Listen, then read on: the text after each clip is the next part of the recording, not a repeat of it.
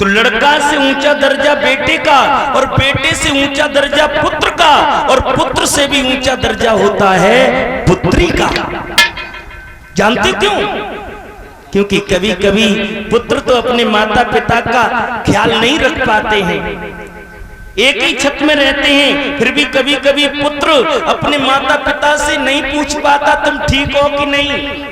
बेटी अगर 20 किलोमीटर भी दूर रहती है ना, तो शाम को एक कॉल करके जरूर पूछेगी, पिताजी बाबूजी ठीक है ना, भाई सब ठीक है ना, भाभियां ठीक है ना। ये बेटियां बड़ी महान होती हैं, ओस की बूंद सी होती हैं बेटियां, और माता पिता को कष्ट हो तो रोती हैं बेटियां। अब मत कोई बात करना, अब तो हमने तुम्हारी बड़ाई कर दी। हाँ, तो मेरे कहने का मतलब यह है कि जिस घर में केवल बेटा है, केवल लड़का है, वो घर पवित्र नहीं होता। घर पवित्र, घर शुद्ध तभी होता है जब घर में एक बेटी का जन्म होता है। भीष्मक ने कहा ये तो हमारे घर शनिचर है, बेटी नहीं। तो बेटी के लिए फिर इन्होंने जाकर यमुना के किनारे तपस्या की। और सुनो, जैसे भगवान गर्भ में नहीं आता ना, ऐसे ही लक्ष्मी भी गर्भ में नहीं आती है। भगवान प्रकट होते हैं, जन्म नहीं लेते भगवान। नारायण से प्रकट हुए थे राम, तब वही नारायण की पत्नी लक्ष्मी बनी थी सीता, और वही राम जब कृष्ण बनकर के आए तो वही सीता फिर रुक्मिणी उस कमल के फूल पर प्रकट हुई। महाराज भीष्मक ने बेटी को देखा, गदगद हो गए, ओहो मेरे घर में तो बेटी का प्राकट्य हो गया।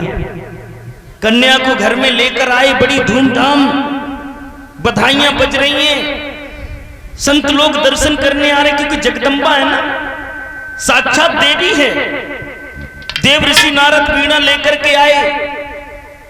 भीष्मक से पूछा इतनी चहल पहल, इतनी खुशी क्यों? भीष्मक बोले महाराज आज मेरे घर में एक बेटी ने जन्म लिया है।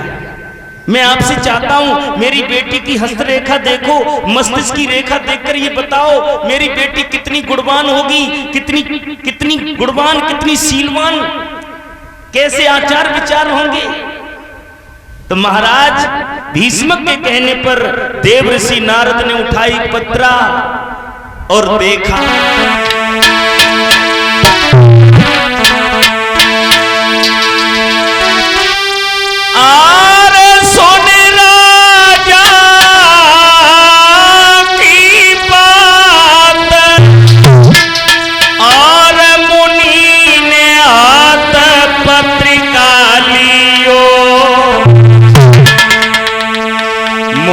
सोची समुझी लगनऊ रे फिर नाम आधार।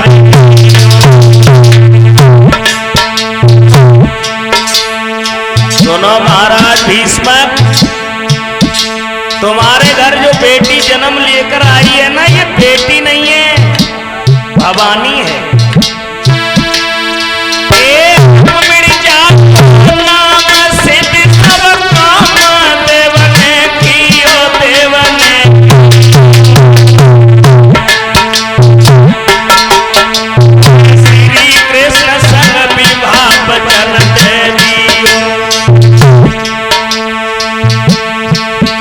घर जो बेटी पैदा हुई ये साधारण नहीं है, इसका विवाह तो भगवान कृष्ण के साथ में होगा।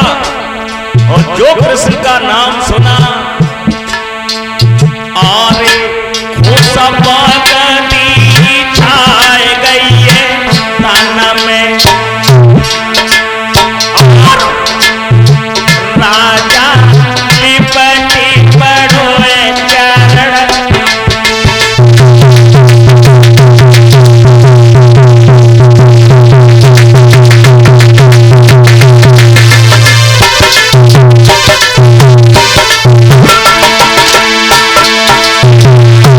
आरे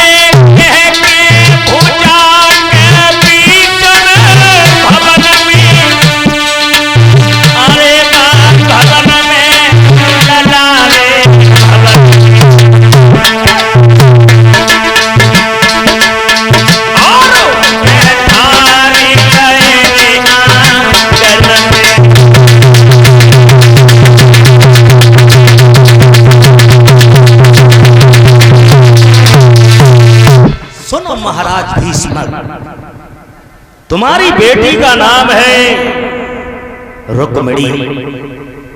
बचपन से माता पिता का सम्मान करेगी, साधु संतों की सेवा करेगी। अंत में जब शादी होगी तो भगवान कन्हैया के साथ में होगी। और जो कन्हैया का नाम सुना, भीष्म की खुशी का ठिकाना नहीं रहा। अगर कन्हैया हमारे घर दूल्हा बन करके आएंगे, घर पवित्र हो जाएगा, मेरा खानदान पवित्र हो जाएगा। देवर्षि नारद को भोजन करा के दक्षिणा देकर विदा किया और इधर वो रुक्मिणी धीरे धीरे धीरे धीरे जवान हो गई।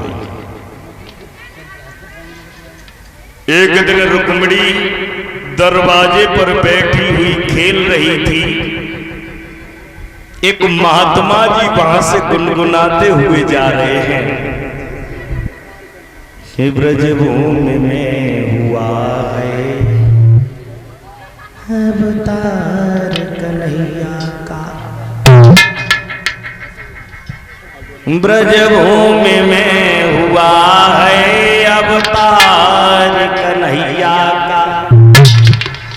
है वही भाग्यवान हो दीदार कन्हैया का।